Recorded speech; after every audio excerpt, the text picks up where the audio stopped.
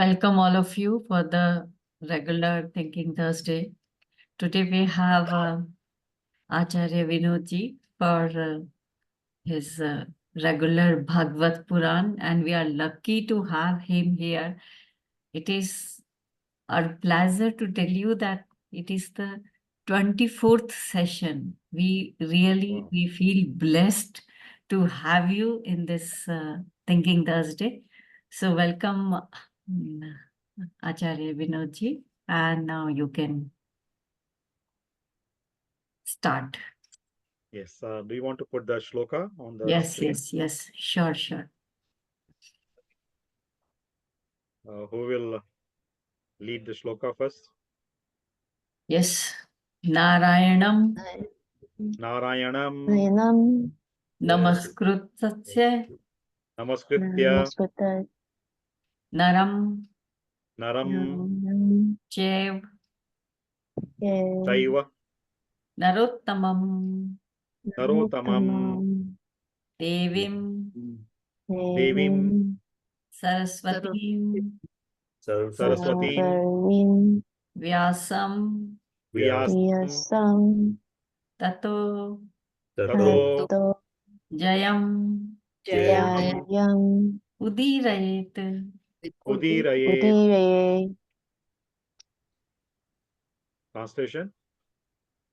Now anyone from you, English translation? I will do it. Yes, thank you. Before reciting this Srimad Bhagvatam, which is the very means of conquest, one should offer respectful obeisances unto the of Godhead, Narayana, unto Narayana, Rishi, the supermost human being, unto Mother Saraswati, the goddess of learning, and unto Srila Vyasadeva, the author. Thank you, Hare Krishna. Hare Krishna. So before we resume our discussion on the Canto 3 of Srimad Bhagavatam, humble request, Shakuntala ji. Yes. Please do not address me as Acharya. Acharya is a very big title. All right. Yeah. Sorry? Sir, I'm just muting all, so you have to unmute yourself. Now, please unmute yourself. Vinodji, just unmute yourself because I have muted all. No, you have to unmute. Unmute. Emoji, Sharmaji. Sorry. Yes. Yeah, that's fine. Yeah. Sorry. I thought you were telling somebody else. So what I was saying, the humble request that please do not address me as Acharya. Acharya is a very big title. So one has to go through so much of practice and sadhana, meditation to come to that level where the person can be addressed as Acharya. Means the person who teaches by his own example, not only just preaches using the speech. So a long way to go to come to that stage of Acharya. So I think in the beginning, one of the brochures you had mentioned, Acharya, so I told you that, that remove that title Acharya from that. That Sriman, that, Bhaktivinod Das is fine. Okay. Yes, Shakuntala ji? Okay. We'll keep this thing in mind. So now we resume our discussion on the Canto 3 of Srimad Bhagavatam. Right. Mahapuran Bhagavatam. So, see, we have been discussing different subjects, different topics from Srimad Bhagavatam.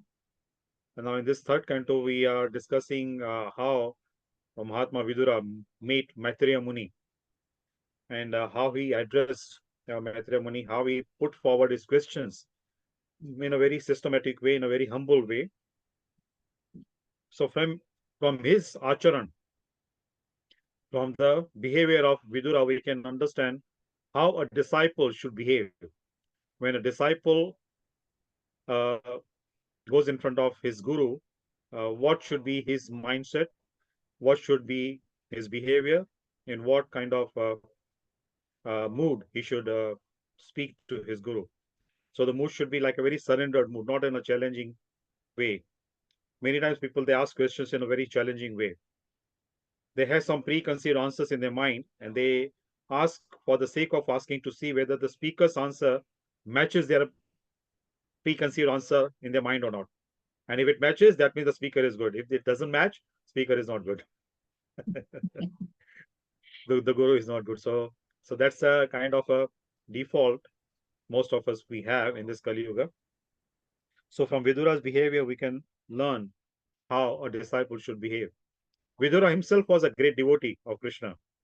But still, when he approached Maitreya Muni on the recommendation of Uddhava, so he presented himself as a very submissive disciple, a Shishya.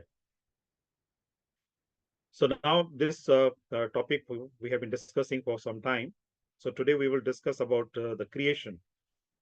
Vidura asks a specific question, how the creation, the whole cosmic creation was manifested, how it came into existence, right?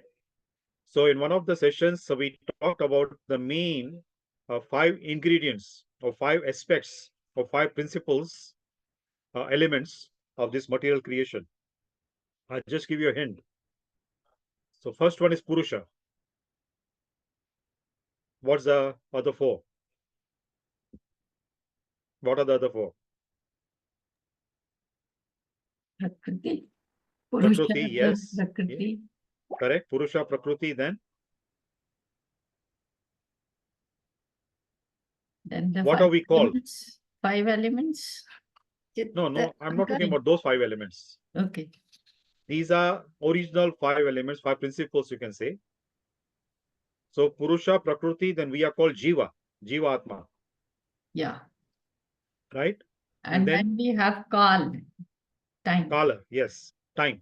Then we have Karma. And then Karma. Karma, correct. So out of these 5, 4 are eternal. 1 is not eternal. So which one is not eternal? Fifth. Which 4 are eternal? Sorry, which 4 are eternal and which one is not eternal? Karma is not eternal. Absolutely. Why you say that, Shakuntala ji? Because that can be, that can be destroyed also.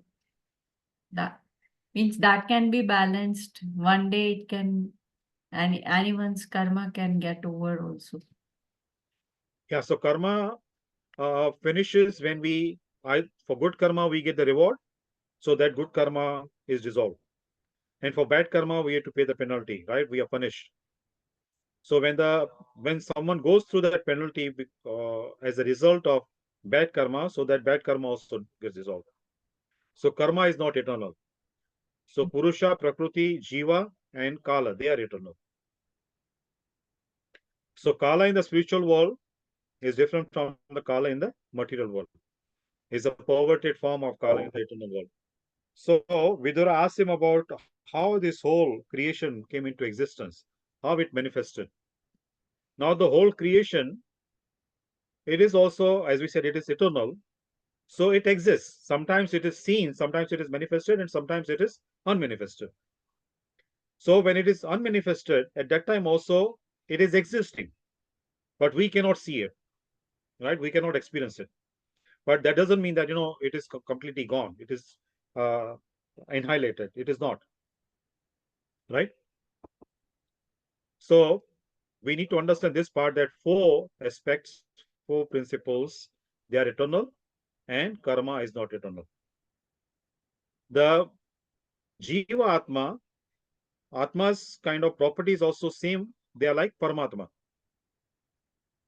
Correct? Right. So the material creation, it manifests and it unmanifests. So Jiva Atma also come into the material world. So they also come in sometimes they are manifested, sometimes they are not manifested. Right? But their existence, spiritual existence, is always there. Now, Brahmavadis, what they say, that Brahma Satya Jagat Mithya. Have you heard this? Yes. Brahma Satya Jagat Mithya. Yes, yes. So what does it mean? That means only What does it Brahm, mean? only the Brahm, that is the main source of this creation. Only that is true. Rest, everything is like changing. So that's not true. Yeah, And so that is Mithya, permanent. Brahm is permanent. Rest, all the things are impermanent. you're right, correct? Mm. So they're temporary, correct? Yeah. But they are not Mithya, they are not fake. Okay. They are also Satya, but they are temporary. Yeah. Now, supposing focusing on this sentence, Brahma Satya Jagat Mithya, if I go and kill somebody and I'm caught, I'm brought in front of the judge in the court. And in my defense, I say, oh, we are living in a dream. It is not true, right? That person's life also is not true. My life also is not true. So I should not be punished. So this argument will not be accepted, right? As a Right. defense. True. Because that's the actual act. The karma actually is done. So as long as one does not pay back or is not rewarded either way because of the karma, good or bad, so that karma still exists. The effect of the karma still exists. Karma doesn't leave us, right? So we don't have to take this in the literal sense that Jagat Mithya, that means it is false. No, it is not false. It is temporary. Very rightly you said. It is impermanent or temporary. But it is true. That's why karma is binding on us, no? If it was false, then we did not have to pay the penalty for bad karma and be rewarded for the good karma. If it is false, then it is meaningless, no? But it is true, but it is temporary. So this world also, this cosmic creation also is temporary. Now, Vidur asked the question, why does God create this cosmic world, this cosmic creation? Why does he create that? Anyone? Can anyone guess? To What's experience the oneself, need? Sorry? to experience oneself, to experience itself, to express To and experience itself. experience itself. Yes. You can say that. But see, we say, one of the shlokas in Ishopanishad, it is said that Supreme Lord is complete. Om Purnamadam Purnamidam, we say that shloka, right? So he's Purna. Whatever comes from him, that also is Purna. So if it is Purna, why there is any necessity for him to experience something? We need to experience something when we feel something is not complete within us. So we need to have that experience to feel it complete, to feel satisfied. But Supreme Person is satisfied. He's self-content. So what is the necessity for him to create this cosmic creation? Manifest it? I think Or Cynthia because you're right, has, what you said, it is right. I'm not saying it's Cynthia, wrong, but it's right. But more than that, what is the reason? someone has raised hand. Yogita, you can answer. Yeah, Yeah. go ahead. Unmute and Hi Krishna. Yes, Cynthia. Yes, I just was come into my mind. I was thinking God love each of us. That's why he created creation that prays for us to enjoy the love with him. That's my pure guess. Yeah. Thank you. Yeah.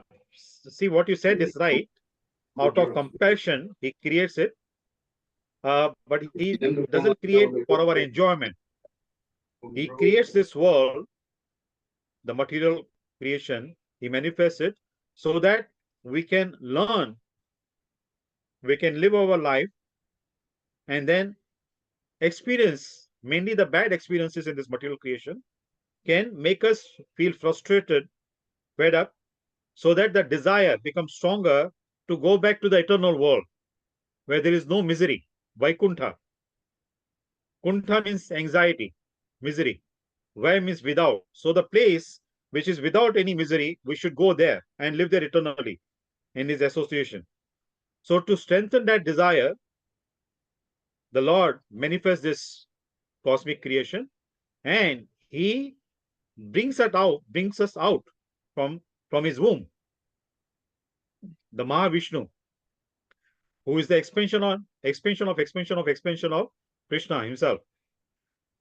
So before the cosmic creation is manifested, all living beings, they are resting in the womb of Mahavishnu, in the body of Mahavishnu, who is called Karanadakshay Vishnu, who is lying on the causal ocean. That ocean, the water also is created by him from his sweat. So he's lying there, and then he glances on the material energy and impregnates it. And all the living beings, they are sent according to their previous karma, what kind of form they qualify to have. And he sends those living beings in that particular form. How many different species of life? 84 lakh. 84 lakhs, 8.4 million. Yeah. Right? Someone has raised hand. Yogita Radha Devi. You can answer. Yogita ji, you want to speak something? Say something? Unmute and say. Please unmute yourself and speak. In astrology, just as you said, sir, that he creates the world so that the prani experiences the good and the bad both, and then he, because he experiences the kuntha, he wants to go back to the supreme God, Paramatman. So Correct. it's a like I have also studied a little bit of astrology. So in astrology, Saturn's tenure is just a little less than the tenure of Venus. Venus is the cause of You have to unmute. You are muted. types of pleasure and all types of happy memories, and Saturn is for paying back our karmas and all. So the God has created these planets in such a way that we are bound to experience the bad times also, as we are bound to experience the good times, but he has kept the good times a very little bit more than the Saturn's period. So what's your point? So I wanted to ask, like, why has he kept Venus's period a little bit more? However, it's more than Saturn's period. Saturn, which gives us kashta and makes us disciplined and all. Venus is all for luxury and prosperity and all. So now, can you clarify what do you mean by more period of Venus than Saturn? In like what context or what perspective? in a person's chart, suppose a person goes through period of Venus and period of Saturn both. So period of Now Venus you're talking about in transit, or you're talking Yeah. about Mahadasha? in Mahadasha. Ah. So how many years of Venus Mahadasha? I How many years it lasts? I don't remember exactly, but Venus is little bit more than Saturn. Saturn is, I think, Venus is 20 and Saturn is 19. yeah. So only 1 year more than Saturn. And like, I wanted to ask, like, why has God, like, because so that the prani stays attracted to the pleasures and prosperity of the world.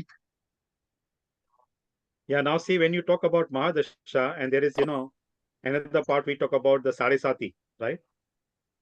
Yeah. So Venus does not stay in one zodiac sign for 2.5 years. Saturn stays. Okay. So Saturn, when the Saturn is one Rashi before and the person's original Rashi and one Rashi after. So 3 Rashis, that means 2.5 years multiplied by 3. 7.5 years is the period of Saresati of Saturn. Yeah, right? correct. So the kashta, the misery Saturn gives is for 7.5 years in general. Correct? Venus doesn't give that much of happiness for 7.5 years like that. Okay. So when we talk about Mahadasha also, see in astrology also, since you raised this point, there is not only Mahadasha we have to see, we need to see the Antardasha. Then we need to see the Prati Antardasha also. So yes, although overall Mahadasha period may be more, but when we talk about the annual transit of the planet, when we compare Saturn and Venus, Saturn's duration is longer than Venus. Okay. See, because of this, in Bhagavad Gita, Krishna says he gives two properties, two qualities of this material creation. He himself is the creator. Now, more than creator, nobody else can define what are the properties of the creation, right? So Krishna created this cosmic world, and now he defines what are the properties of this creation. One he says is temporary, like Shakuntala ji said. It's temporary, and it is Dukhalaya, the place of misery, right? So the creator himself is saying, so he created so that, when we go through the misery, now most of us, if not all of us, must have experienced when we go through any difficult period, that's the time we pray very sincerely, Very true. right? When everything is going smoothly, we don't even remember God. We start thinking that we are something, right? We focus on so much on our own self. Right. So our ego becomes strong when everything is going smoothly in our favor, according to our expectations, anticipation, desires, hopes, wishes. We feel that we are something. Yeah. And when we are going through the misery, then we realize we are nothing. Then we surrender, thinking that God is everything. Right? Right. So he has created this world because of that, so that we have, because there is no one, earlier we were talking about when Varshaji showed very cute picture of Krishna, baby Krishna, very innocent looking Krishna, such a person who looks so innocent, but so much of depth of knowledge he has given in Gita. Like Shakuntala ji said, it's the manual for the mankind. So he himself is saying, so what I was going to say that he knows our psychology, he knows human psychology. So he knows very well that when people, they are going through the period of misery, difficult time, then only they will remember him. And supposing, somebody may be doing the meditation and all that, chanting and everything on regular basis. Some of fortunate souls may be doing that. But still, in such people's life also, when they come through any miserable situation, their meditation, their chanting, their reading, spiritual practice becomes more sincere compared to the other days, right? Absolutely. So that is experience of most of us, right? Yes. So Krishna knows our psychology, and that's the reason he called this creation itself. It's not only because he called, but that's a fact. There's a feature of this material world. It's Dukhalayam.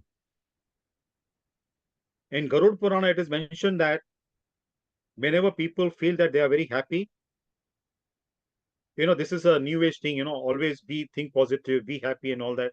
Of course, we know all these things, but focusing on these kind of things, flowery language, we cannot turn our face from the real situation of the world. We have to face the real situation, right? We need to be realistic. To be hopeful is very good. But if our hopes are also, the foundation of the hopes, they are not based on the realistic platform, then they cannot be fulfilled. We cannot kind of materialize them. So we need to be realistic.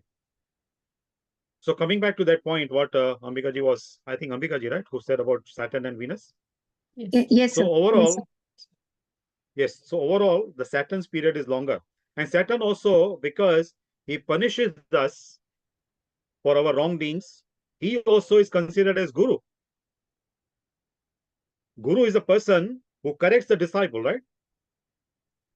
Who makes the disciple live a disciplined life. So that's the job of Saturn also. Venus doesn't do that. Venus makes people's life very comfortable. Because of the good influence of Venus, people do so many nonsense things. They do sinful activities. because Venus is the guru of demons, right? वो दैत्यों का गुरु है. So when he is powerful, most of the time, people who are favored by Venus, they do so many sinful activities. They become like demons.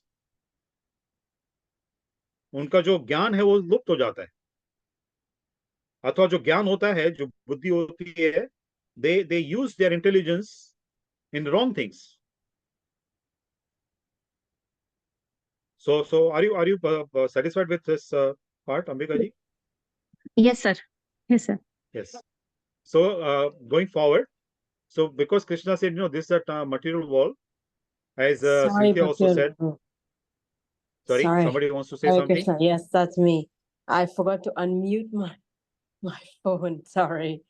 I just It's wanted okay. to say earlier that question that you had raised, you had asked that in the material world, what are we all doing here? Basically, the soul, looking at the super soul enjoying, we thought, why don't we enjoy ourselves as well? Why only Krishna is the center of attraction? Even we can be center of attractions. So we all had a desire to be away and try and individually enjoy ourselves.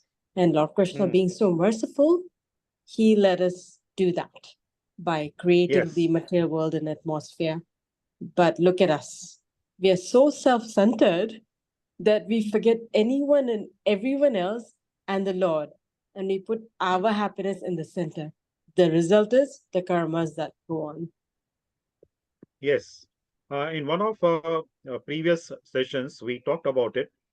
Out of his causeless mercy. Thank you for Yogedharada for adding this point. So yes, the reason for which we come to this material world is because of the envious nature we have. We feel envy of Krishna in the spiritual world. We see, like Yogedharada said, that we see Krishna is enjoying, so we want to enjoy like him. So Krishna says that if you want to enjoy like him, you cannot do that in my presence when I'm here. If you want, you can go to the material world. Now, out of his causeless mercy, he sends a living being to be in the highest position, controlling position, leadership position as a leader, where he can control so many things. So this is also part of the scriptures it is mentioned. So when people, the living being, they come, they are sent to this material world. First, they are given the role of Brahma, head of the universe. All other demigods, they are under Brahma. So that's the topmost position of the universe. So people, they come in the form of Brahma. But all these planets, if for somebody, some of you may remember, I said that all these planets, they are round in shape, right? They revolve around their own axis and they rotate around other planets in the galaxy.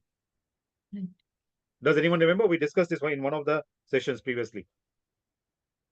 So because they are going around in the round circulation form around their own axis, they are rotating. So they create centrifugal force, right? I gave an example of supposing we take a big round bowl and we put water in that and we stir that water with a stick or with a spoon. So the water will go round, and then in the middle, in that small bowl also, we'll see that centrifugal force is created, like like a whirlpool type of thing. In the middle, we'll see that water is going down in the center. Has anyone experienced that?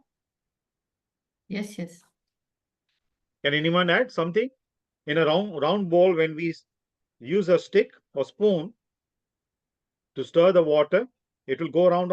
In the middle, we see that is going in the, like, because of the centrifugal force created there. So that's the way we get whirlpools in the ocean, right? Or in the rivers also. Mm. So now when we put something light in weight, and at that time when the water is going round and round, so that light thing will be sucked inside in the whirlpool, right? Then it will go at the bottom of that container, or whatever the part of the lake or the river or the ocean. The person will go inside, right? Go down deep in the whirlpool. Now, this part is scientifically proven. if anyone is caught in the whirlpool, the person doesn't have to endeavor. The person doesn't think I'm a very good expert swimmer, so I can swim and come out from that. The more person tries to swim using his skills, expertise, the deeper he will go. The best way to come out of the whirlpool, I repeat, it is proven scientifically, but don't try in your life like that. So in the whirlpool, the best way of coming out of the whirlpool is just raise your arms up. Surrender. So when our body is in the straight position, arms also straight up, upward, raised upwards, the water itself will throw us out from the whirlpool without our endeavor. So when we surrender like that, then we are out. So Maya also does the same thing. These all planets, they are rotating. So what happens with us, because we are in a very high position as a leader, as the creator, as an engineer, as an architect, like Brahma, and all other living beings, they are under us. So we feel very proud. And that ego makes us get caught in that whirlpool and we go down. Because when we are caught in that whirlpool, we think that our jnana, our intelligence, our wisdom can help us to come out from that. But whatever endeavor we use, that's of no use. We'll go deeper and deeper. So from the topmost position of Brahma, then we come down lower, lower, lower, and go to the lowest species of life. So the thing is that we need to surrender. So when we surrender, then the Maya itself will throw us out. Maya will say that, there is no use for you. You are not qualified to live in this world anymore. Get out from this. When we start practicing spiritual activities, little bit also we practice. Even though, we may not be so sincere. Just listen carefully. Even though we may not be so sincere, so dedicated, so surrendered, but little bit of effort we put, provided our motivation is good. Our objective is to reach of our aspiration, the higher goal. But because of our weaknesses, because of so many drawbacks we are carrying the baggage of karma of previous lives. Those also work as an obstacle on our path of spirituality. So we are held back. But still, if we put our endeavor, again, I say that, even though our endeavor is not so sincere, not dedicated, but Krishna sees that. Whatever little effort we put, Krishna sees that and he reciprocates with us. Then he helps us to move forward and removes the obstacles. So I added this point at that time when we were discussing. So when we start practicing spiritual activities, devotional service, then to be able to perform devotional service, we need to have comfortable clothing. The clothing which is worn by the entities in the spiritual world. Men, they wear dhotis and they use a chadar, and women, they wear saris in the spiritual world. So this is not Indian attire. One should not mistakenly say that it's Indian attire. No, it's a spiritual attire. It is from the spiritual world. So I shared this example. Supposing I'm wearing dhoti and I'm wearing kurta, I'm putting chadar, I put a tilak, I have japamala in my hand. I go to any pub. In Hong Kong, we say pub. In India, we say beer bar, right? The guards at the pub or the beer bar, they will not allow me to enter, right? They will say your dress is not suitable for the beer bar or the pub. Get out from here, right? So even the external clothing, that has effect. Now, if our consciousness becomes like that, then definitely Maya will throw us out. Maya will say, no use for you people here. Get out. Is it making sense what I'm saying? Yes, wonderful, wonderful. So केवल वस्त्रों का इतना प्रभाव पड़ सकता है, यदि हमारी चेतना वैसी हो गई तो कैसा प्रभाव पड़ेगा, right? So Krishna, he has created what Cynthia said, for us to enjoy. Yes, enjoyment is there because that's the nature of the soul, to enjoy. Correct? But we are looking for temporary enjoyment in this material world.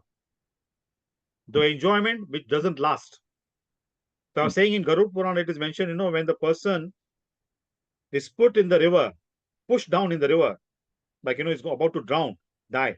At that time, he's pulled out for a few seconds. Then he breathes a little bit comfortably. So that person's, that when he's able to breathe comfortably in the outside atmosphere, he enjoys that. He relishes that. But it's temporary. Again, he's pushed down in the river. So generally, our life is like that. We may see that sometimes, we are enjoying life and all that. But most of the time, it's miserable. Now, the enjoyment part, very interesting point, what Krishna says in Bhagavad Gita. When he told Arjuna about this enjoyment and all, so he said, a person who tolerates the comfortable life, he's sthita pragya, he's sadhu. Now, why he uses the word tolerates? The enjoyment is to be relished, right? Why should we tolerate that? Can anyone guess why Krishna uses the word tolerate when he tolerates the comfortable situation? Sthit pragya means, which I understand, is that if it is even a joy or a sorrow, we should remain even. Okay.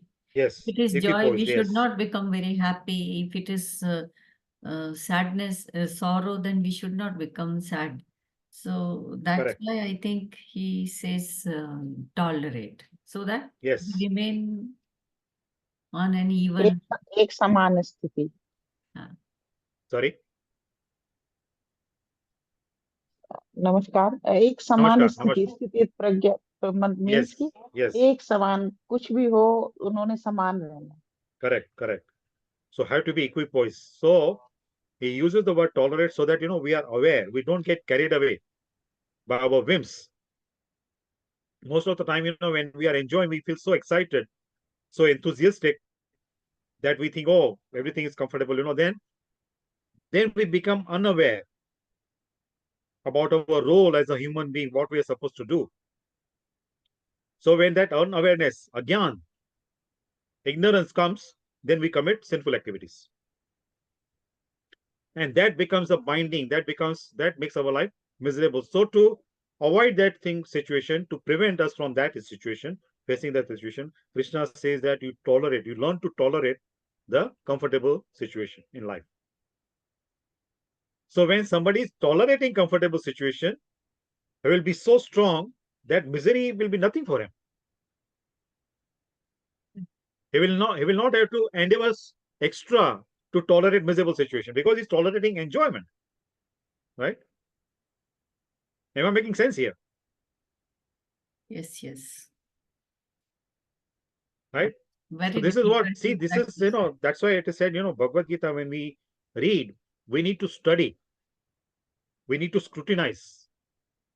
Because the words Krishna has used, they're very, very deep. They have very deep meaning. Correct? Yes, so he created this world to give us chance to rectify our mistake, to realize our mistake, and then do the devotional service, go back to the eternal world where we belong. Correct? So originally when he created, it was a super consciousness, the pure consciousness, Mahat Tattva, right? And that Mahat Tattva, from Mahat Tattva, false ego was created when it was influenced by the material energy, inferior energy. So when we say false ego, then there should be true ego also, right? If we say Andhakar, then there should be Prakash also.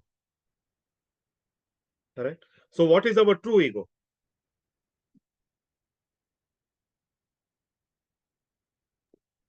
What is our true identity? That we are part of that Krishna, like that one whole. Yes, absolutely. We are part of it. That is the biggest ego which we should have. Yes, that's our true identity. You know that we are part and parcel of Krishna. So we need to be with him. Correct? Srila Prabhupada, the founder Acharya of Hare Krishna movement, he used to say, like, we are like a finger of the body. So as long as the finger is part of the body, it has value. When it is cut off, it becomes useless. Right? So as long as we feel connected, we make ourselves connected, and we are aware of that connection with Krishna, our life is meaningful. Then we will be doing proper activities as a human being. Right? And when we get disconnected from Krishna, then we do so many nonsense things. So these things also very elaborately Maitreya is telling Vidura that Mahat Tattva, from Mahat Tattva, the false ego came, the living beings came, the elements came, Panchamahabhutas, air, fire, water, earth, space, all these things came. Then their representation, like Akash representation is sound, correct? And to experience the sound, we need a sense of hearing. And to support the sense of hearing, we got the ears. So in this way, the Panchamahabhutas, their corresponding senses, sense organs, everything came into existence. So now all these things can be effective. They can have influence only and when they are supported by the super consciousness of the Supreme Person Krishna. Otherwise, they become meaningless. Our body itself, as long as the soul in our body is useful. Right? So people who want to associate with us, as long as the soul is there, they will associate with us. People who want to hate also, as long as the soul in our body, they can express their hatred towards us. Love, affection, hatred, whatever emotions people want to express towards us, they can be expressed by them and experienced by us, as long as we are in this body. As long as the soul, the living being, original living being, is within the body. Once that original living being leaves the body becomes useless. So that soul, living being, that's the part and parcel of the Supreme Person, Supreme Spirit. So this material creation also, the matter cannot move. Material creation cannot function without the touch of the super consciousness of the Supreme Person. Any question here? Or any comment?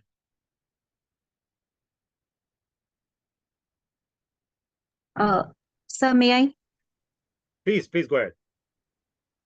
Sir, like Shiva and Shakti. So Shiva is the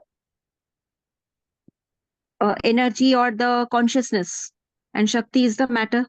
That is true. Yes. Okay. Now, who is Shiva? In one of the sessions, I think a couple of sessions ago, when we were talking about creation, so the material energy, that is Shakti, is impregnated by Mahavishnu, Karanadakshay Vishnu. So Karanadakshay Vishnu does not come directly in contact with Shakti. He glances.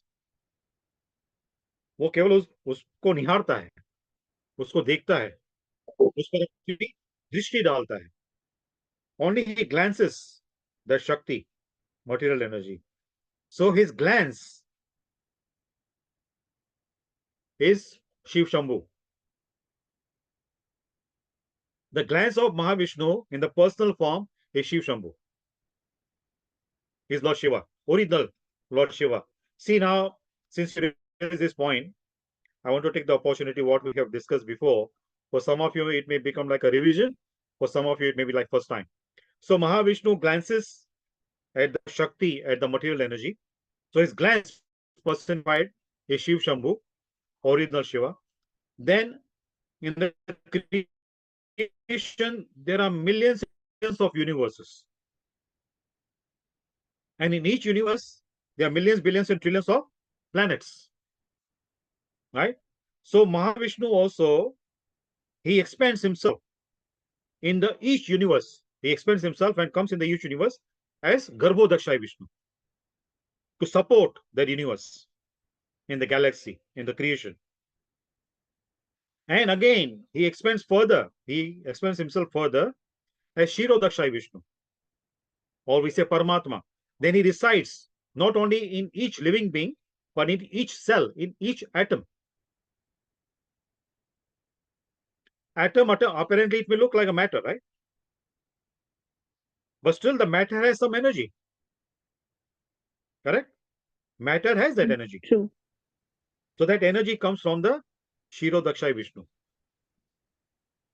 And within us also, that energy comes from Paramatma.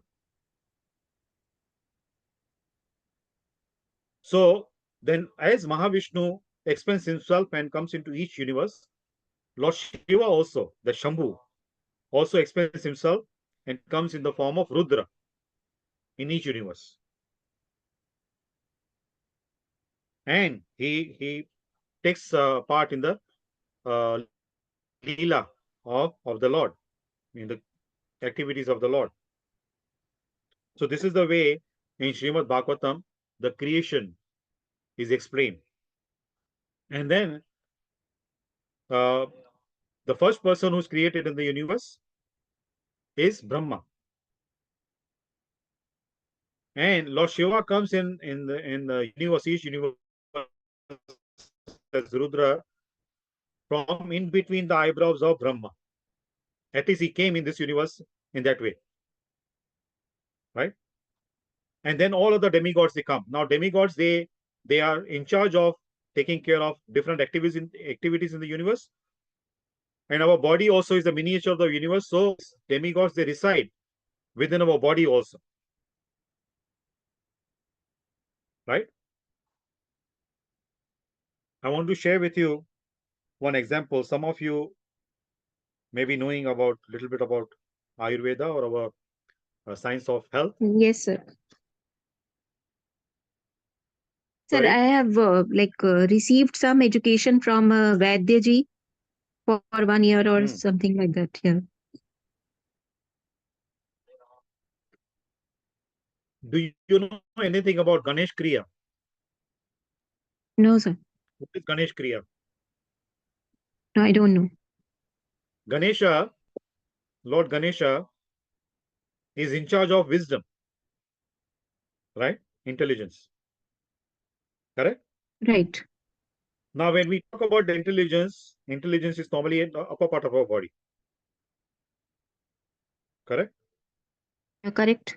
But in Ayurveda, it is mentioned now modern science also has proved that. They say there is second brain. Where is the second brain in our body?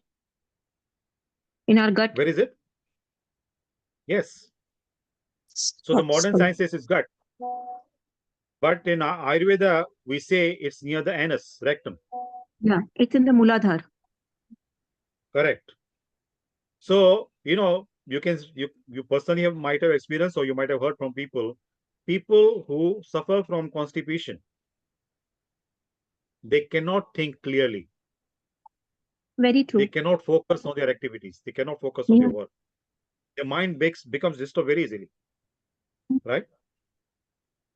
So I was talking to you about Ganesh Kriya. In Ayurveda, the proper technique is mentioned to clear that passage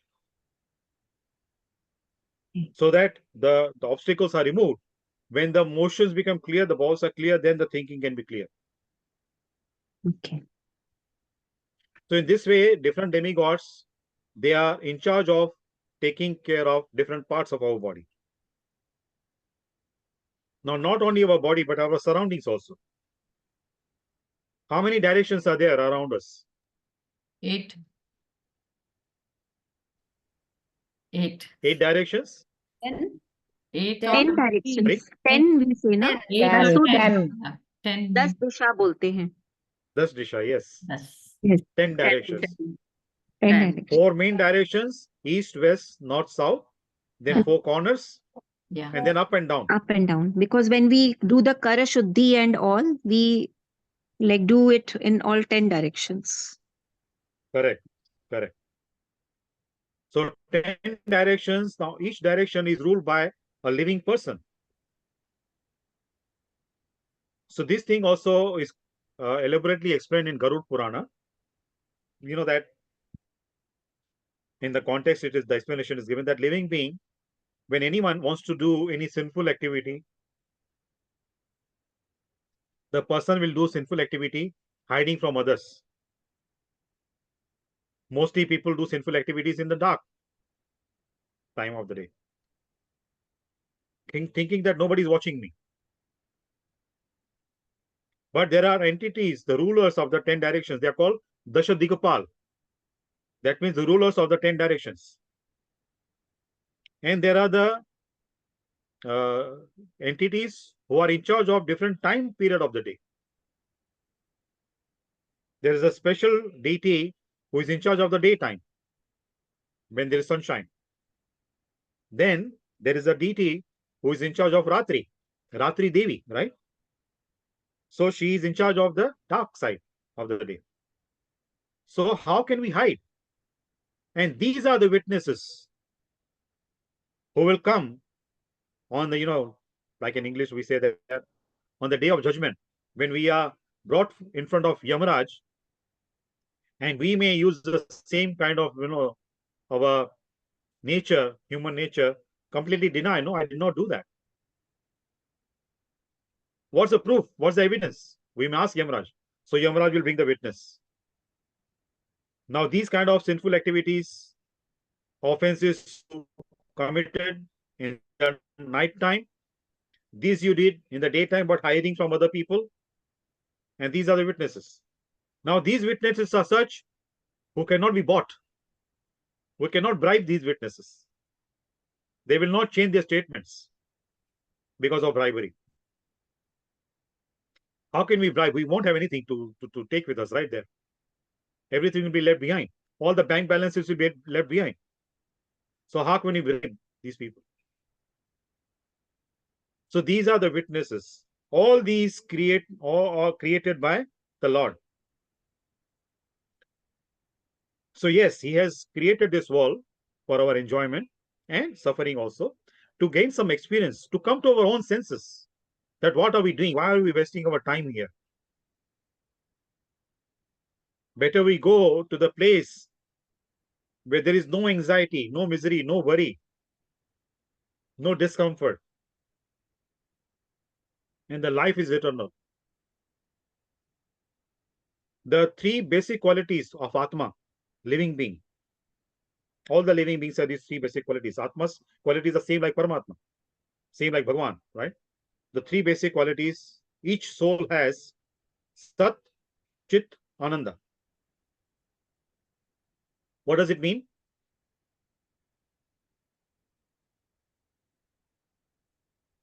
Sat means it is eternal, absolute truth. Absolute truth is eternal, right? So that's absolute, that's eternal. Chit, Chit full is of knowledge, awareness. awareness. Chetana, full of consciousness. And Ananda, bliss. That bliss also is eternal. Right? So these are the 3 qualities each soul has, same like the super soul. So we have to realize what are the original features we have, what are the original qualities of our Atma, our soul, and then work according to that so that we can come to that stage where we experience these qualities always. Now we are affected by the 3 modes of nature. So because of that, these 3 basic qualities of Atma, we are not aware of always. Sometimes we become aware, but then we forget also very easily. When we are influenced by a mode of goodness, that awareness is there. When we are influenced by a mode of passion, then the ego starts becoming stronger. And when the ego becomes really stronger, then we completely fall into the trap of mode of ignorance. Then we start doing so many nonsense things which are binding on us. Then the cycle goes on. Then that punarati jananam, punarati maranam. Take birth, die. Take birth, die. Then we don't realize what's the purpose of human life. In our primary school, we had a poem in English. Some of you might have read that poem in your childhood primary school days. It goes like that: Solomon Grundy, born on Monday, Christian on Tuesday, engaged on Wednesday, married on Thursday, fell sick on Friday, hospitalized on Saturday, died on Sunday. That's the story of Solomon Grundy. So most of us, our story is like that. Our life story is like that. Because we do not understand, we do not realize what is the purpose of our human life. So we fall into the trap of that. Take birth, what they say in English, eat and be merry, right? Eat, drink, and be merry.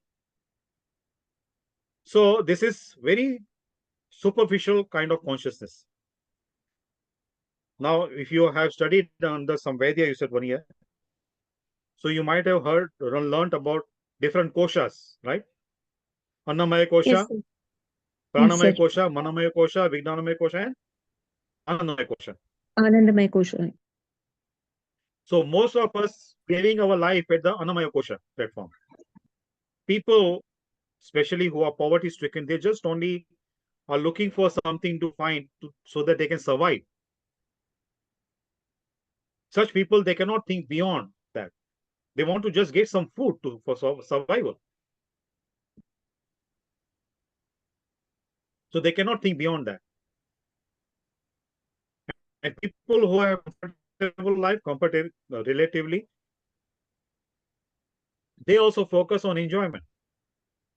Now that awareness, fortunately, because of the globalization, commercialization of yoga, people are becoming more and more aware of breathing techniques and all that, pranayam.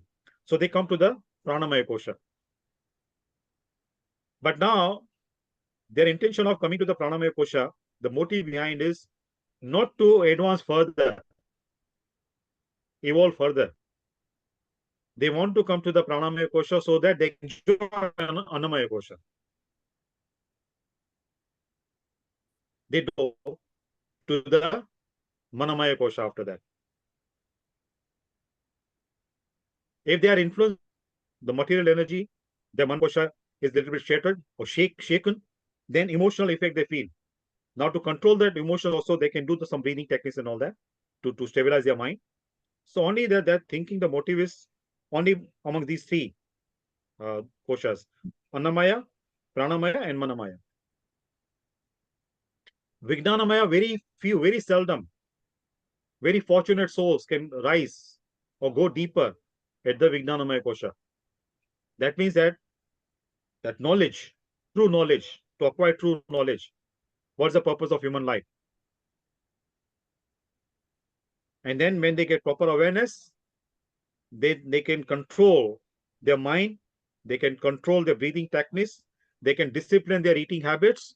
And when they are able to do that, then they can feel blissful, ananda, eternal ananda.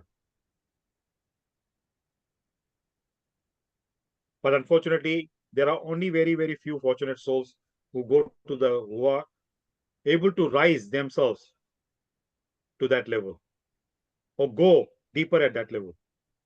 Otherwise, we are very shallow. Most of us are like that. Any question here?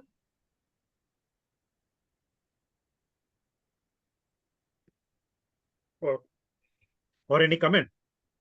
Anyone?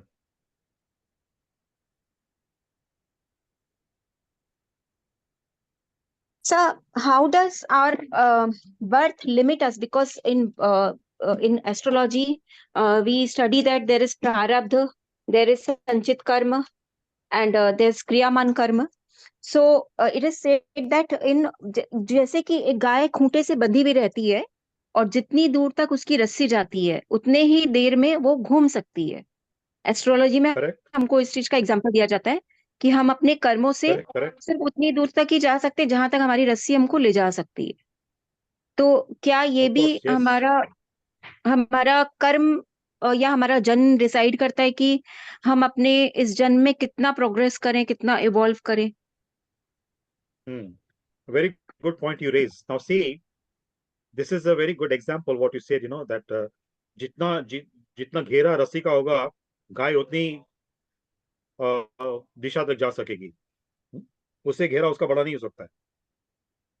Now, here is the main point. We are not guy.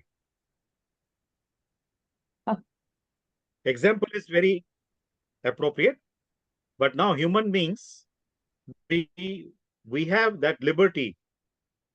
We can increase our parameter by our purusharth. According to prarabdha, that means according to destiny, we might have got certain kind of parameters, circle or semicircle, whatever you say, or square, but that can be extended. That area can be extended and even expanded according to our current karma, our purusharth. So purusharth is more significant in a way than our prarabdha. That means our current activity, our current karma is more significant than our destiny. What is the definition of destiny?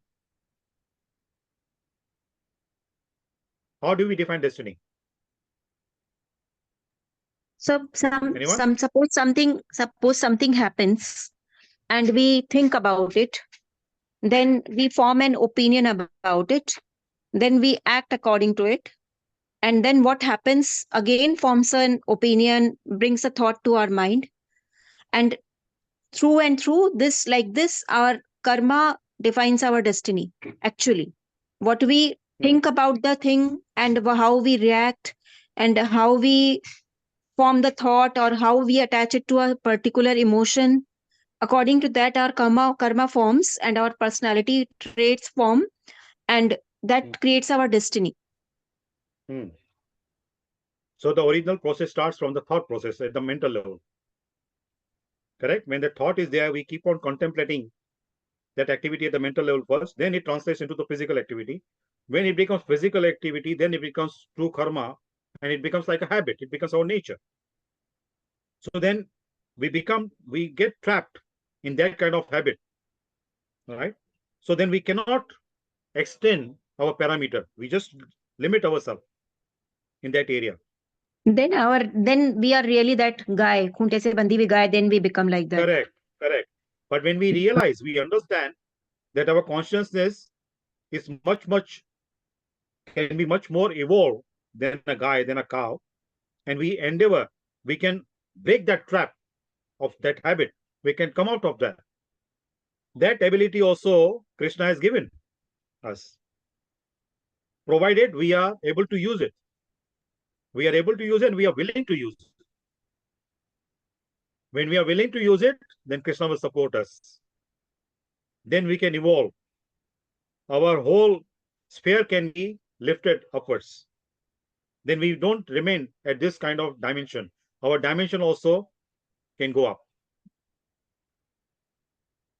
So that's the reason human form of life is very, very important. It's very rare, very important.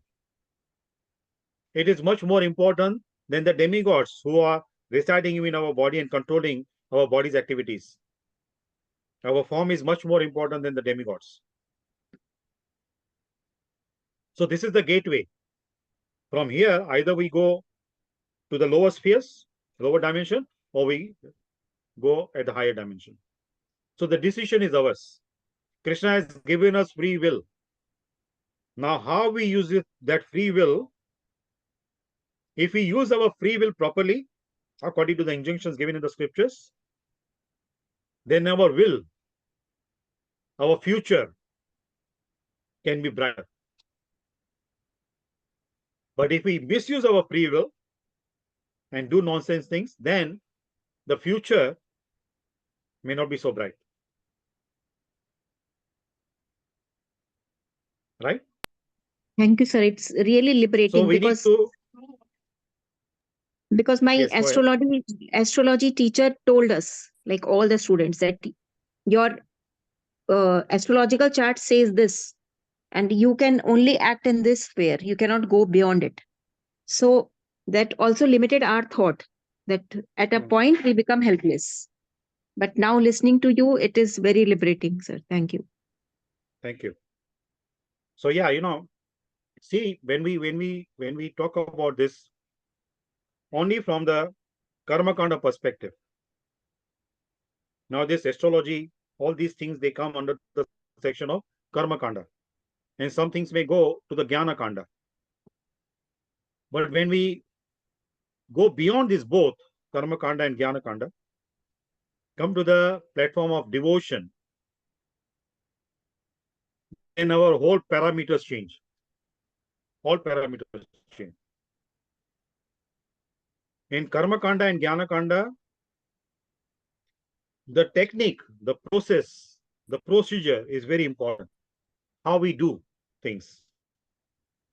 For example, when we do yagna, havan. So when we do havan, the gestures are to be properly offered to the Agnidev. The mantras are to be properly chanted. If the mantras are not chanted, we don't get much benefit. So the technique is very important in karma kanda and jnana kanda. But when it comes to devotion, our bhav, our mood, our intention, our motive, that is important. Like many demons, when they do yagna, their motive is very bad. They want to harm the demigods, right? जो दानव हैं वो देवताओं को हानि पहुंचाना चाहते हैं, इसलिए वो हवन करते हैं. But because their technique is fine, they follow the proper procedure from the Vedas. The mantras also they chant from the Vedas, so they will get the benefit, and that's why they are able to defeat the demigods. But there is no devotion. Like Ravana, he did so many yagnas, right? Bali Maharaj, he did so many yagnas. Bali Maharaj doesn't come in the main category of the demons. He was also a great devotee. But Ravana was a great demon. So what was the end result? He did not have any devotion. He was killed. So when it comes to devotion, जैसे हम कहते हैं ना कि भगवान भाव के भूखे हैं, भगवान पदार्थ के भूखे नहीं है. The Supreme Person is not looking for the objects what we offer to him. He sees beyond that. What is our objective behind offering the object? If our object is not good, he will not accept it. Like, jokingly it is said many times, people, they go to any temple, they put suppose $10 or 10 rupees in the donation box and pay to God, make me win the lottery, make me win a Mark 6 lottery. God will say, you are giving me only 10 rupees, $10, and you want millions of dollars and million rupees. Then instead of giving to you, why don't I just keep it myself? So the objective behind is very important. And in devotional life, if objective is good, even though our chanting may not be perfect, Krishna doesn't see that.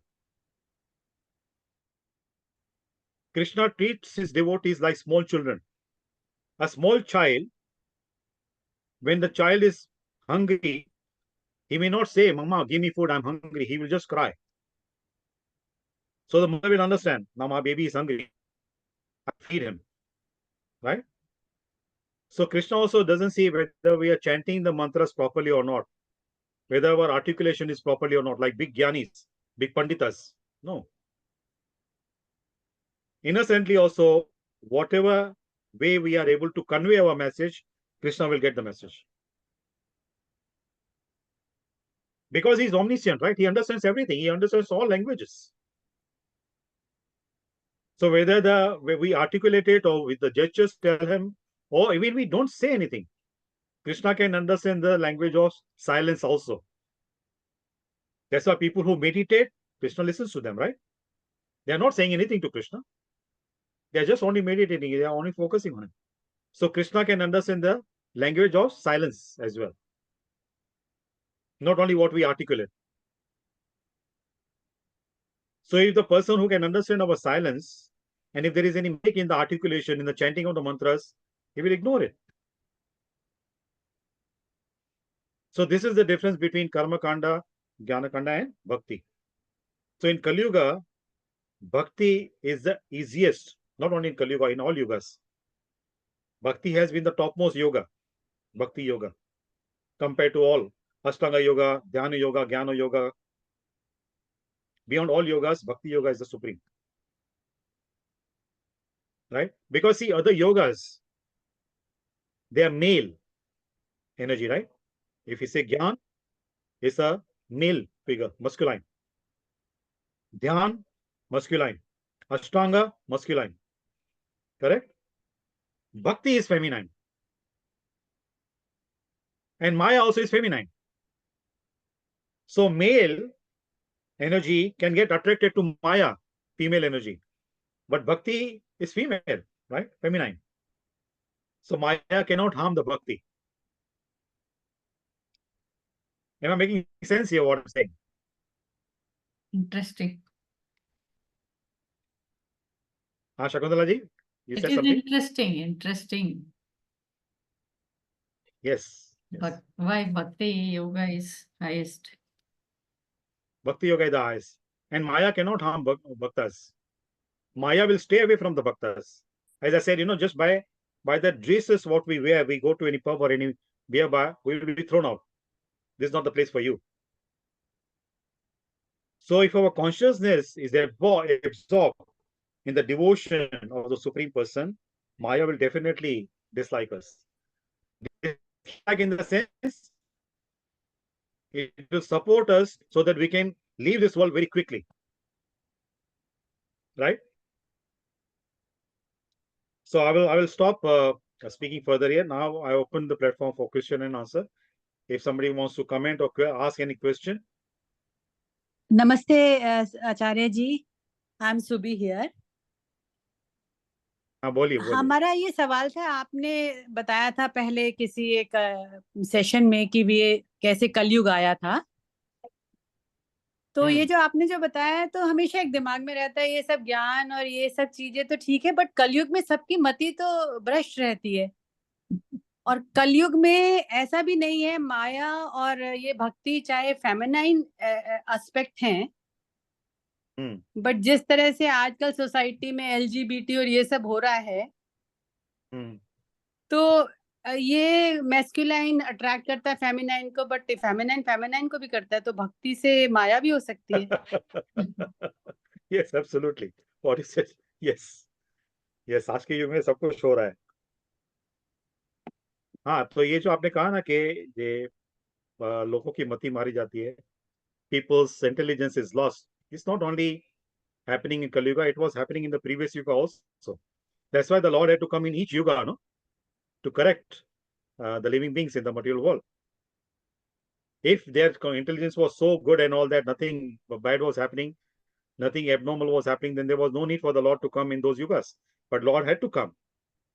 Just one yuga before, in Dwapar Yuga, Krishna himself had to come. And then he had to create the platform for the Mahabharata war. If everything was going on smoothly, then there was no need for him to come, right? Yes. Proportionately, in Kali Yuga, these things are happening much more at a larger scale, at a wider scale. So because it's a feature of Kali Yuga. And now, because the sinful activities are happening at a very larger and wider scale in Kali Yuga, that's the reason the importance of bhakti also is much, much more in Kali Yuga than it was before. So when Parikshit Maharaj wanted to kill Kali Yuga personified, because he saw so many bad qualities of Kali Yuga. So Kali Yuga told him, you are seeing only bad qualities I have, but you are not focusing on the good quality. So Parikshit Maharaj asked him, what kind of good quality you may have? What good quality I can expect from you? So Kali Yuga told him that, in the Satya Yuga, people had to do tapasya, meditation for thousands and thousands of years. In Treta Yuga, people had to construct the temples, big deities they had to form, install the deities and do the deity worship and all that. So each yuga had its own dharma. And in one yuga, in Dwapar Yuga also the deity worship, in previous yuga was yagna. They had to do the yagnas, which would continue for months and months. Now, in today's world, today's time, people cannot sit comfortably, peacefully, even for 1 hour to do a yagna, to do the havan. So what to speak of sitting for months and months? So Kali Yuga said these things will not be possible for people in Kali Yuga. So only for a fraction of a moment, not even moment, fraction of a moment, if someone renders devotional service to the Supreme Person, that person can be liberated. So liberation is very easy in Kali Yuga. But it seems very, well, the most difficult for us, people like us, because we are so fallen. We are so weak. So that's why even simple procedure also becomes so difficult for us to follow. Does it answer your question, Subhiji?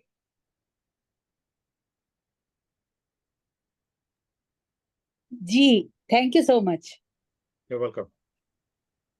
Any other question or comment?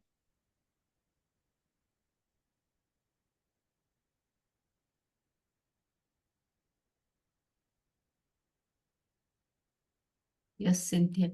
I want to share. Yeah, Shakuntala ji, आपको कुछ No, कहना है? Cynthia wants to. Yeah. Yeah.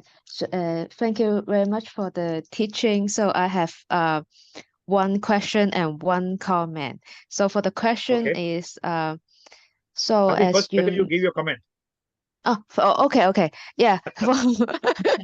For my comment, because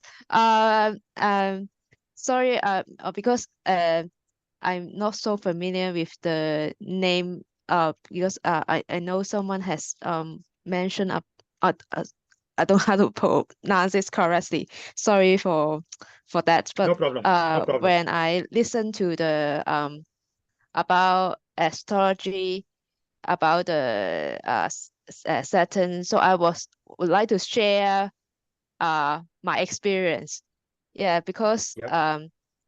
I have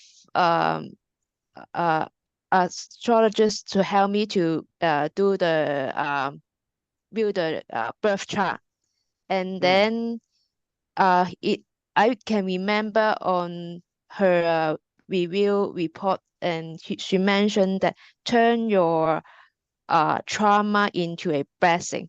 That's what she revealed my certain position, and then she give this sentence in my report. And I was thinking that our destiny is not yet really written down as what our rebirth we can have chance to change it once we realize, because I remember the astrologist has really give encouragement to me that we can make a change. Yeah, that's my comment when I listen to your what you say.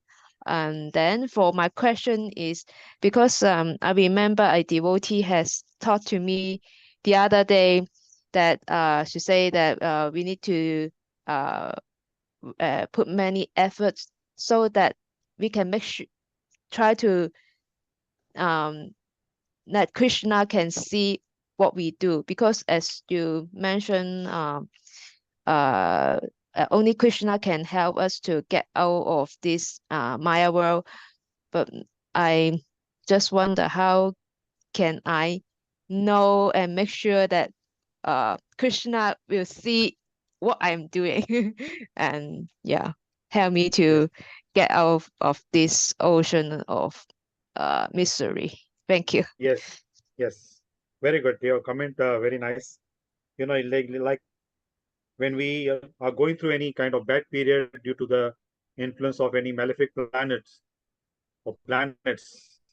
So if we rise our consciousness, correct our thinking, and we take the misery as a blessing in disguise, then it can make it easier for us to go through that miserable period, because we learn a lot.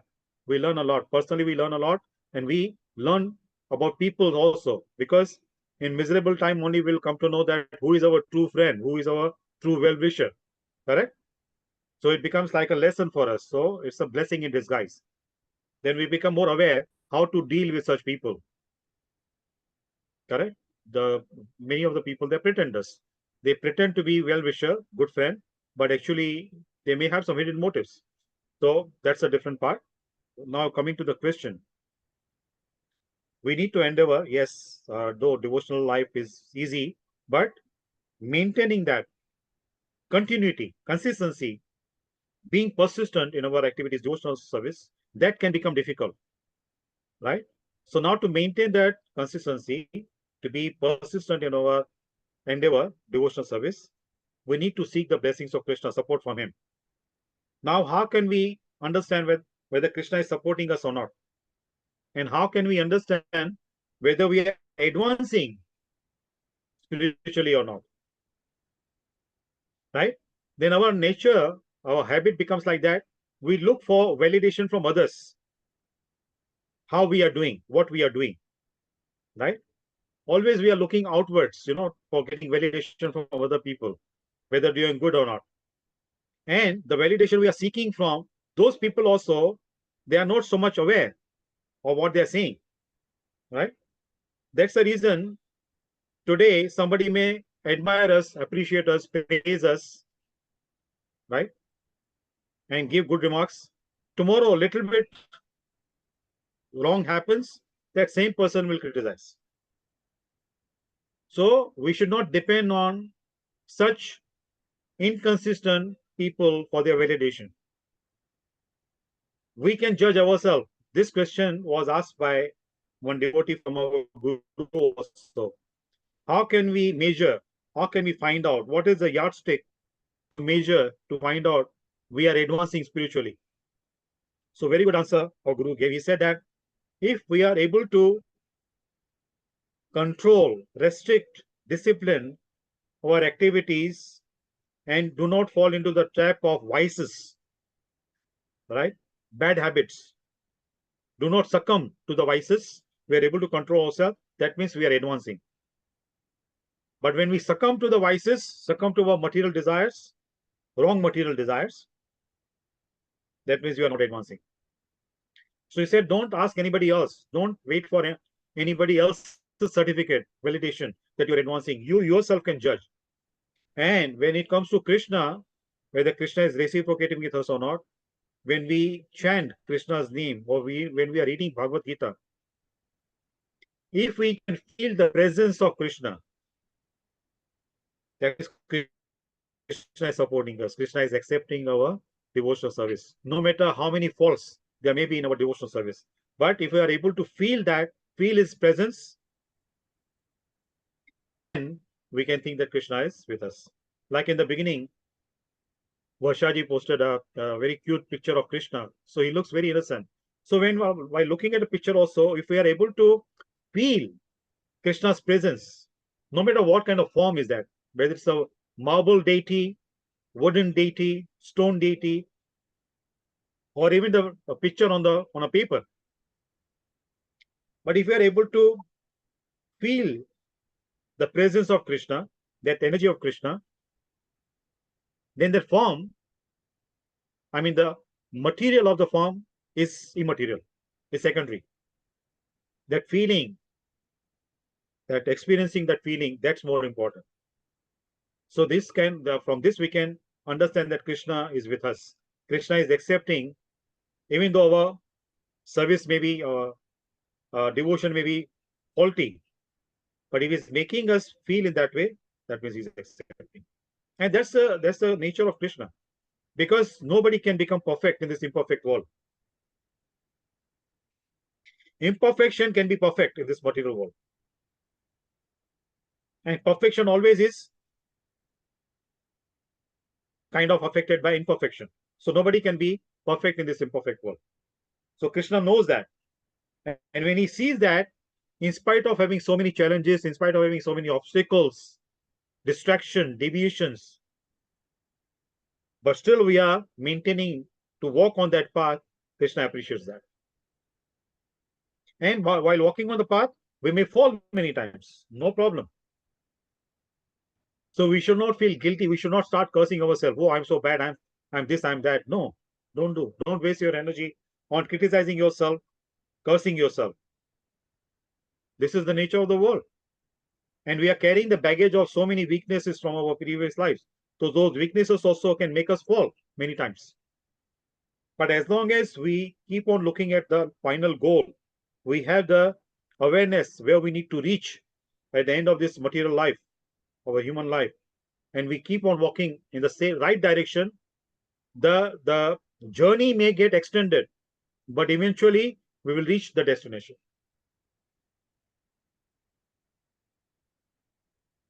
Right? Does it answer your question, Cynthia? Yes, thank you very much. Yes. Yes.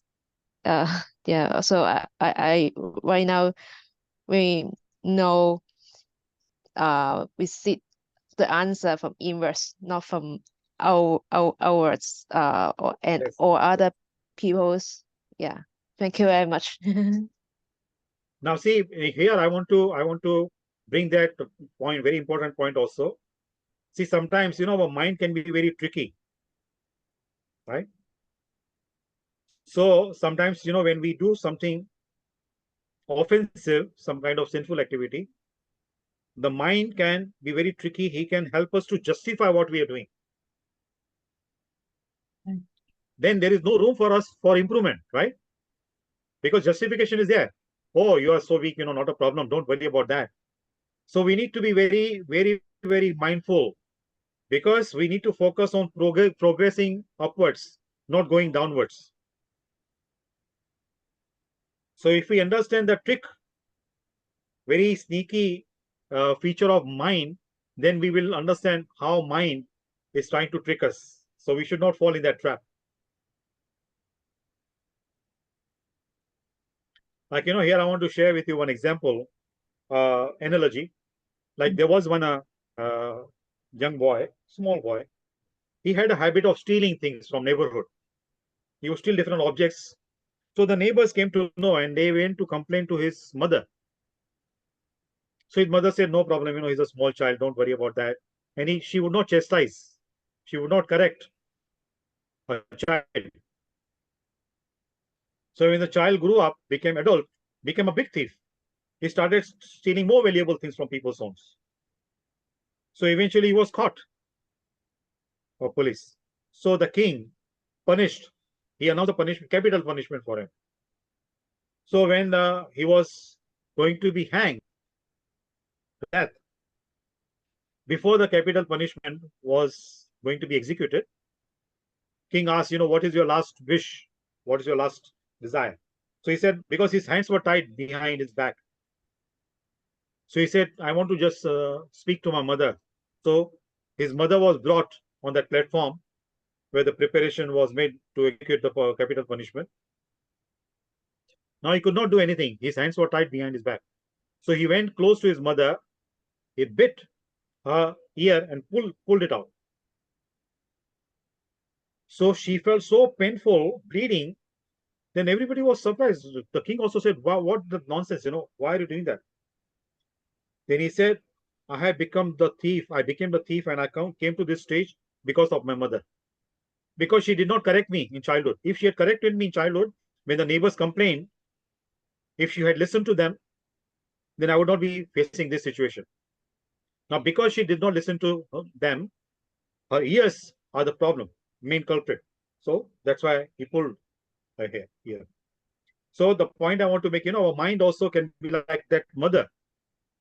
No problem, you do, not a problem. Carry on.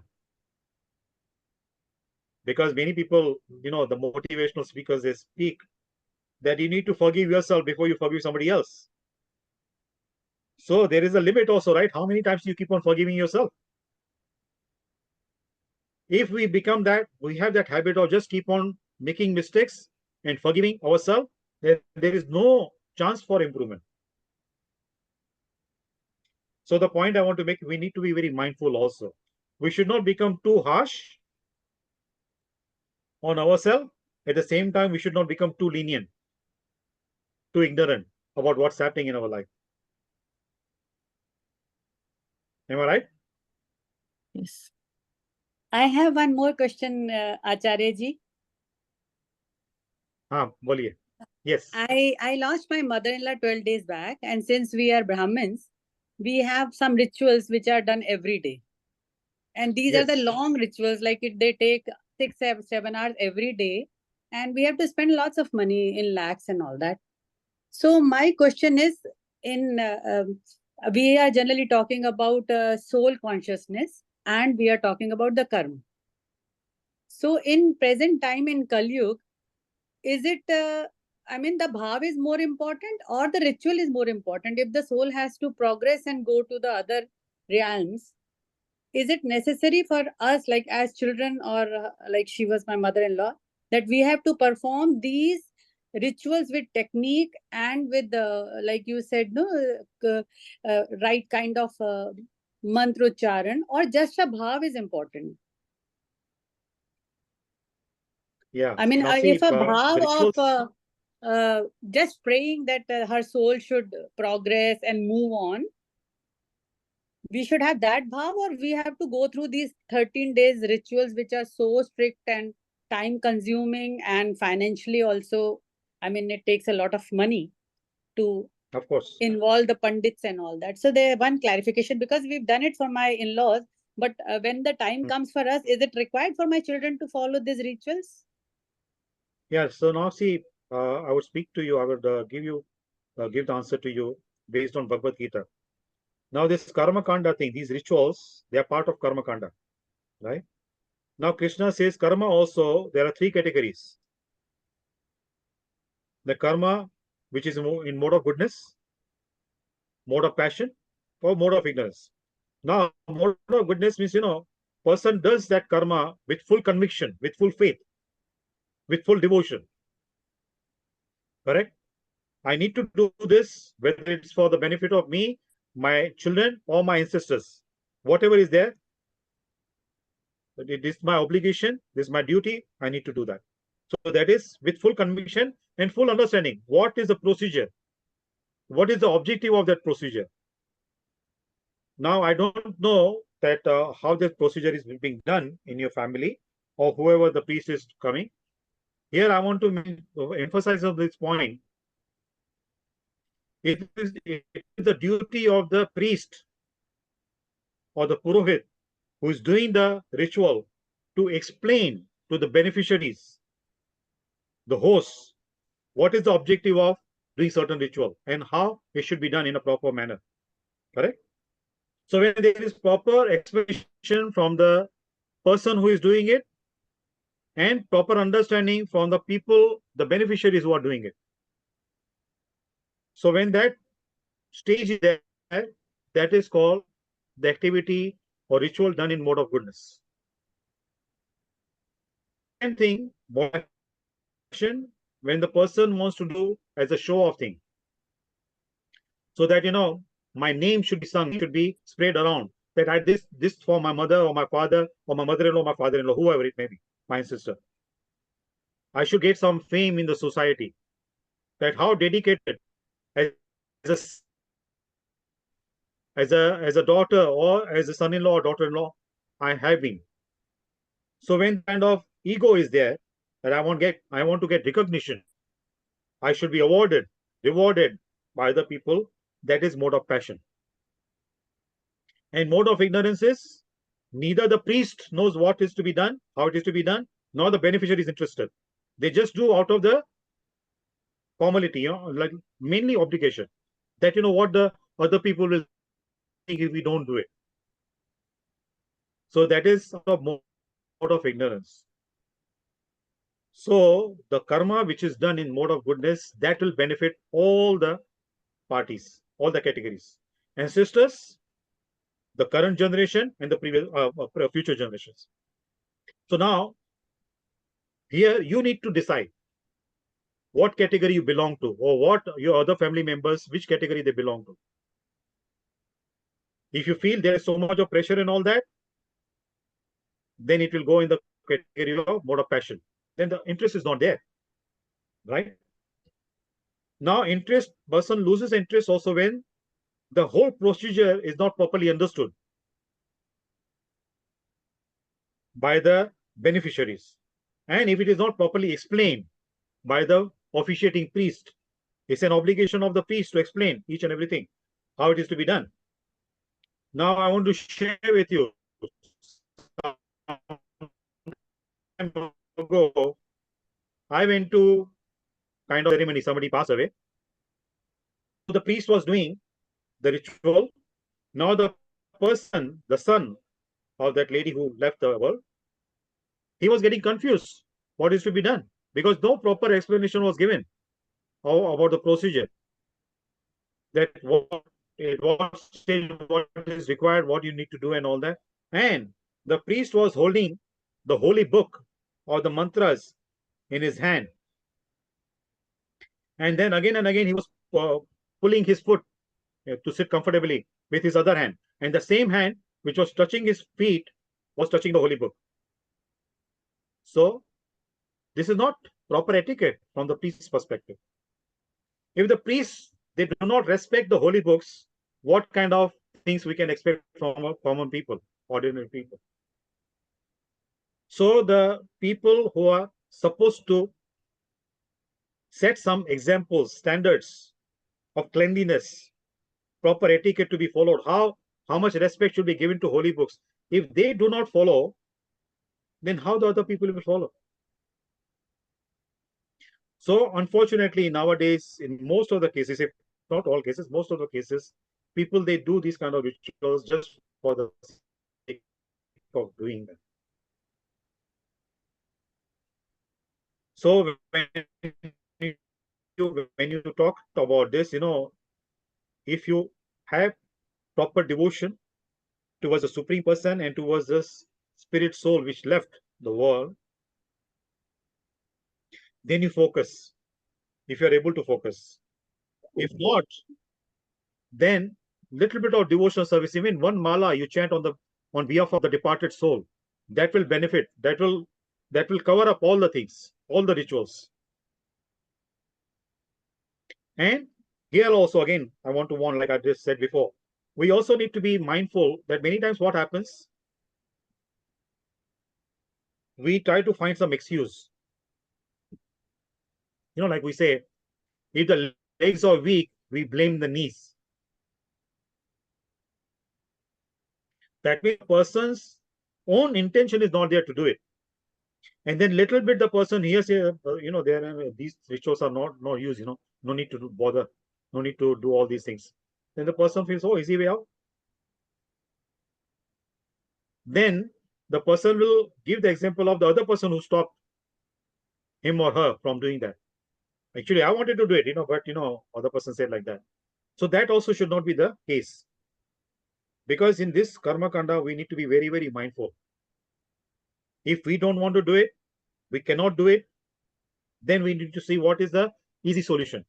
But in any circumstances, if we are not doing it because we don't want to do it, we should not put blame on somebody else.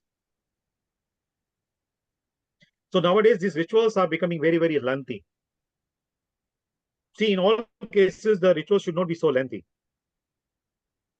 I'm not sure what kind of ritual, like, one kind of ritual, it's called Narayan Bali, right? I'm not sure whether they are doing that for your mother-in-law, right? You said the soul of your mother-in-law.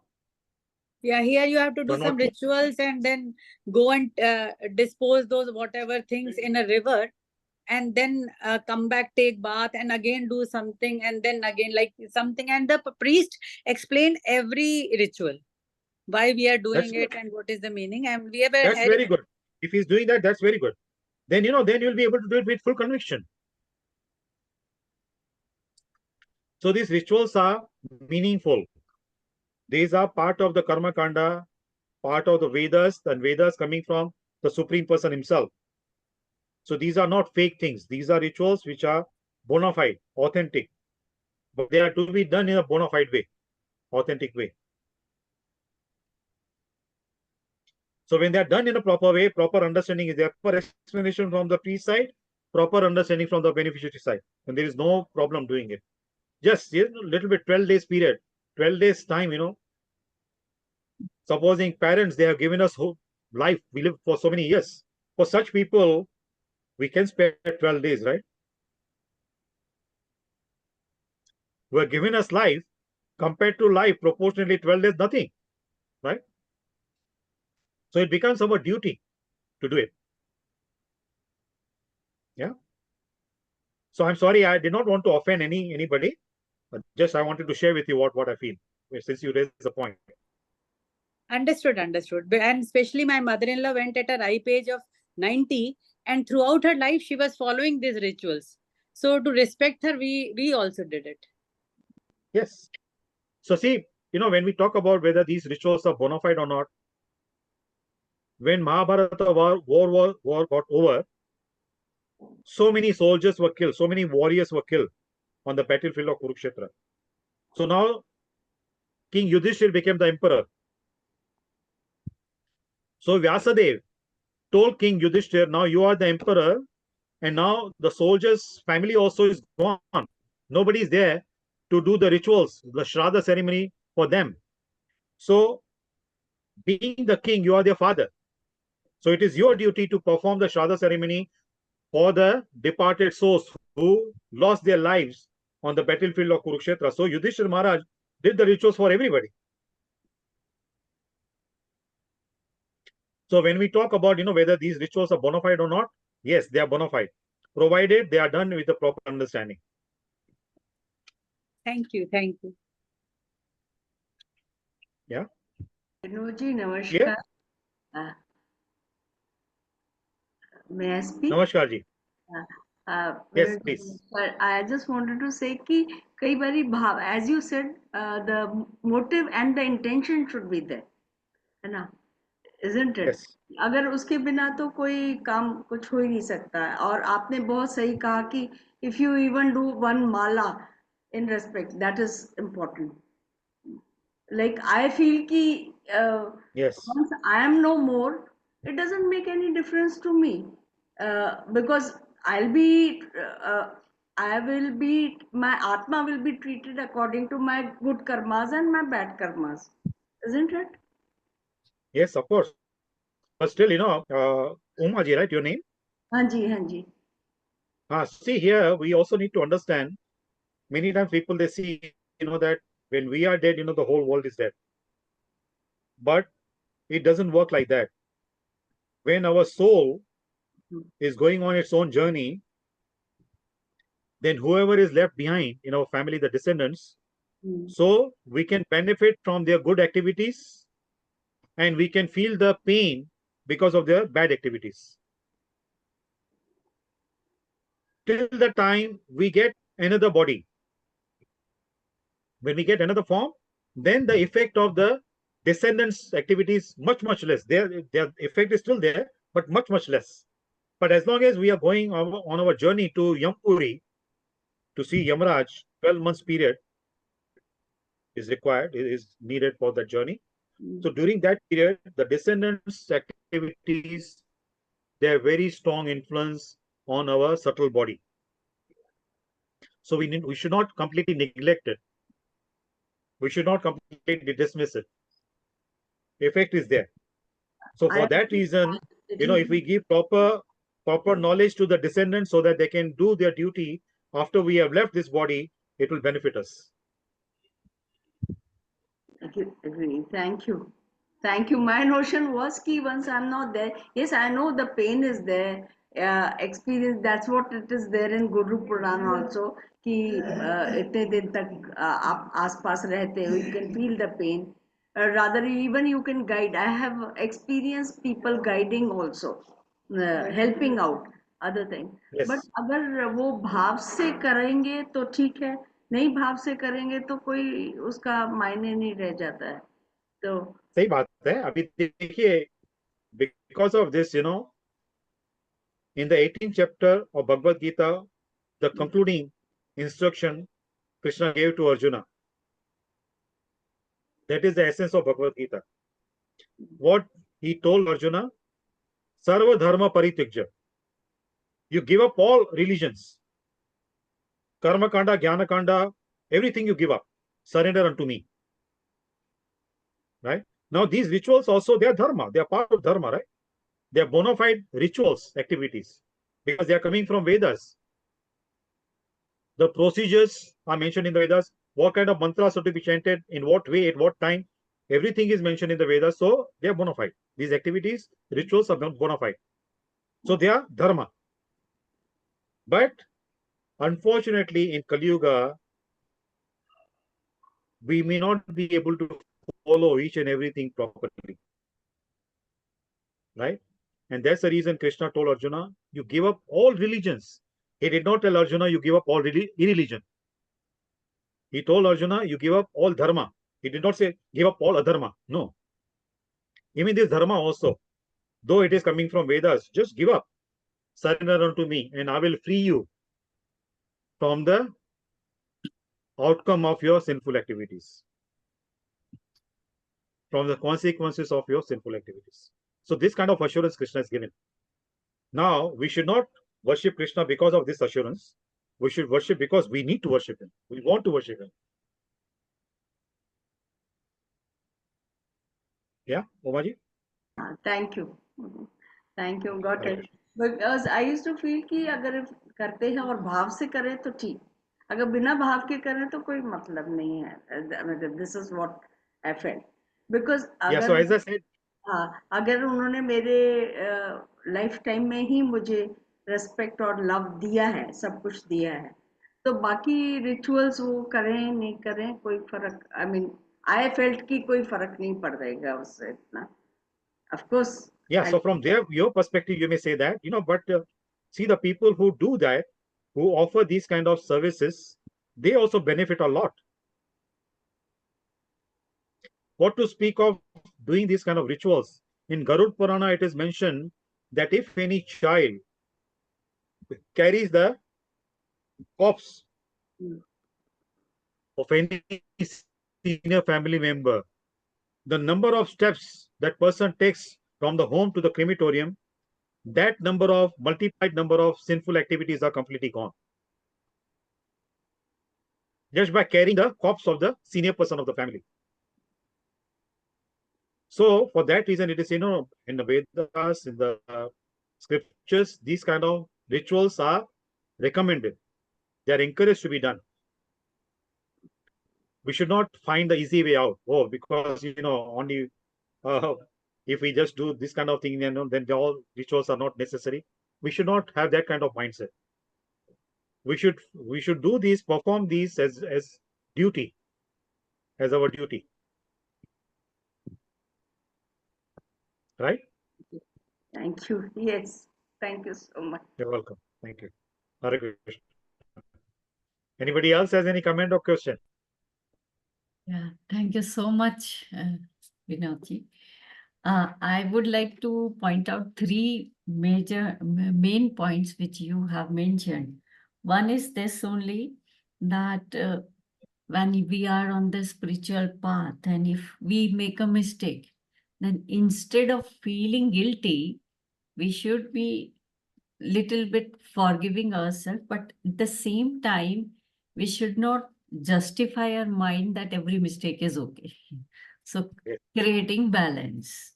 Another Correct. thing you said Totally. very nicely was to tolerate the joys and sorrows. So remain sthit pragya, and especially to tolerate joys is to, so that we may not incur more bad karmas, which is Yes. easy way in case of when we are joyful.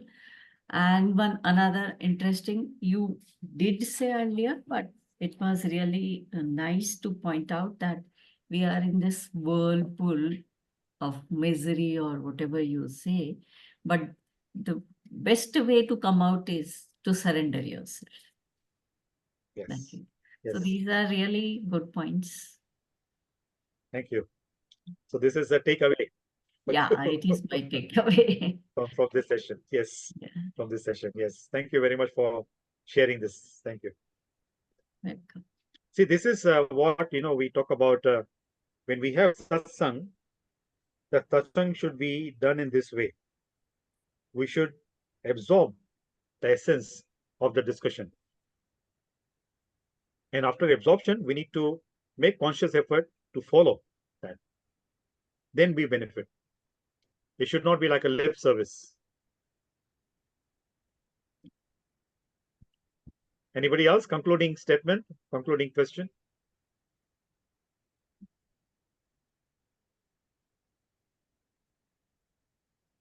So I think we should We can end. And it was stop really now wonderful. for this session, and then we will resume after 1 month Yeah, for the sure. next session. Thank you. Thank you, everyone. Hare Thank Krishna. you. Hare Krishna. Hare Thank you. Krishna. Hare Krishna. Hare Krishna. Hare Krishna, everyone. Thank you so much. Hare Krishna, everyone.